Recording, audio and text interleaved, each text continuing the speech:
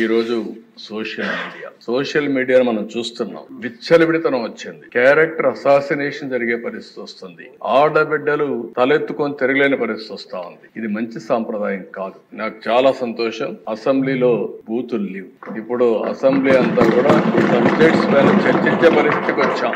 ఆ 5 సంవత్సరాల అసెంబ్లీలో బూతులు మాట్లాడడం, బయటంతా భయంకరంగా ఉండడం, ప్రజాస్వామ్యం పూర్తిగా అపహాస్యం కాబడింది. అలాంటి అన్ని పోయే పరిస్థితికి వచ్చాయి. ఈ రోజు మళ్ళీ రాష్ట్రంలో ఒకటే విజ్ఞప్తి చేస్తున్నా, ఎవరైనా సరే ఆడబిడ్డల పైన అత్యాచారాలు చేసి తప్పించుకోవాలంటే ఈ ప్రభుత్వంలో వీలు కాదు. అదే చివరి రోజు అవుతుందని మరొకసారి హెచ్చరిస్తున్నా. చాలా కఠినంగా చెప్తున్నా. ఇంకా కొంతమంది అక్కడక్కడ చూస్తున్నారు, ఆకతాయిలు ఉన్నారు, ఇష్టానుసారంగా ప్రవర్తిస్తున్నారు. వారందరికీ కూడా ఒక మెసేజ్ పోవాల్సిన అవసరం ఉంది. నేను ఒకప్పుడు ఒక మెసేజ్ ఇచ్చాను. ఈ రాష్ట్రంలో లా అండ్ ఆర్డర్ మెయింటైన్ చేయాలి. తీవ్రవాద సమస్య పరిష్కారం కావాలి. మత విద్వేషాలు లేని రాష్ట్రంగా మత సామరస్యాన్ని పెంచాలి. ముఠా నాయకులందరినీ ఒకటే మెసేజ్ ఇచ్చాను. తరతరాలుగా మీరు ముఠాలకు పాటుపడుతున్నారు. కుటుంబాలు లేకుండా పోయే పరిస్థితి వస్తా ఉంది. ఇంక ఈ రాష్ట్రంలో జరగడానికి వీలు లేదని ఆ రోజు కూడా చాలా స్పష్టంగా కంట్రోల్ చేశాం. రౌడీలకు ఒక మెసేజ్ ఇచ్చాం. ఈ రాష్ట్రంలో రౌడీ అనేవాడు ఉండడానికి వీలు లేదు. ఈ రాష్ట్రం మీకు సహకరించదు. అలాంటి వాడు ఉంటే ఈ రాష్ట్రాల నుంచి పారిపోవడం బెటర్ అని చెప్పి కూడా హెచ్చరించా.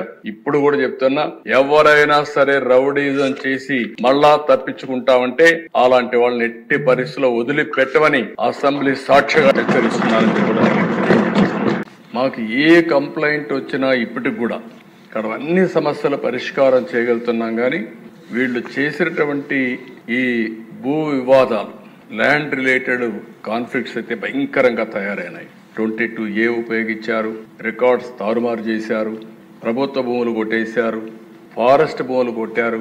ఇవి మామూలుగా ఫారెస్ట్ భూముల దగ్గరికి ఎవరు పోరు, అలాంటివి కూడా జరిగే పరిస్థితి వచ్చింది. అందుకే ఈ ప్రత్యేక చట్టం కూడా గుజరాత్లో చాలా బాగా పనిచేసింది. ఎవరైనా సరే ల్యాండ్ గ్రాబింగ్ చేస్తే, భూ కబ్జాలకు పాటుపడితే ప్రభుత్వం కేసు పెట్టిన తర్వాత దాన్ని ప్రూవ్ చేసుకునే బాధ్యత కూడా వాళ్ళపైనే ఉంటుంది. దాంట్లో మళ్ళీ ఏ మాత్రం కూడా ఉపేక్ష లేదు. అలాంటి పగడ్బందీ చట్టాన్ని కూడా తీసుకొస్తున్నాం.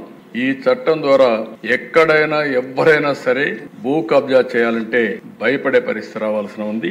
అలాంటి చట్టాన్ని కూడా తీసుకొస్తామని చెప్పి కూడా నేను మీకు తెలియజేస్తున్నాను. అదే మరిగా దిశ ఈరోజు టెక్నాలజీ, డ్రోన్స్ ఉపయోగిస్తున్నాం. ఇంకా మా వాళ్ళందరూ మాస్టరైజ్ చేస్తున్నారు. అవసరమైతే డ్రోన్స్ ద్వారా నైట్ పెట్రోలింగ్ కూడా చేయడానికి, పోలీస్ పెట్రోలింగ్ బదులు డ్రోన్ పెట్రోలింగ్ చేయడానికి కూడా శ్రీకారం చుడుతున్నాం. CCTV కెమెరాలు పెడుతున్నాం. లేటెస్ట్ టెక్నాలజీ పెడుతున్నాం. ఒక్కొక్కసారి అధ్యక్ష చాలా మంది కేసుల్లో తప్పించుకుంటున్నారంటే నేరాలు చేయడం, సాక్ష్యాలను తారుమారు చేయడం, తద్వారా పనిష్మెంట్ లేకుండా తప్పించుకునే పరిస్థితికి వస్తున్నారు. కానీ ఇటీవల డిపార్ట్మెంట్ మీరు చూస్తే చాలా గట్టిగా పనిచేసి 2-3 నెలల్లోనే శిక్షలు పడే కన్విక్షన్ వచ్చే పరిస్థితి తీసుకొచ్చారు. దానికి డిపార్ట్మెంట్ మనస్ఫూర్తిగా అభినందిస్తున్నా. ఇది వండర్ఫుల్ వర్క్. దీన్ని ఇంకా పకడ్బందీగా మనం చేయాల్సిన అవసరం ఉంది. ఇది కూడా చేస్తామని చెప్పి నేను మీకు తెలియజేసుకుంటూ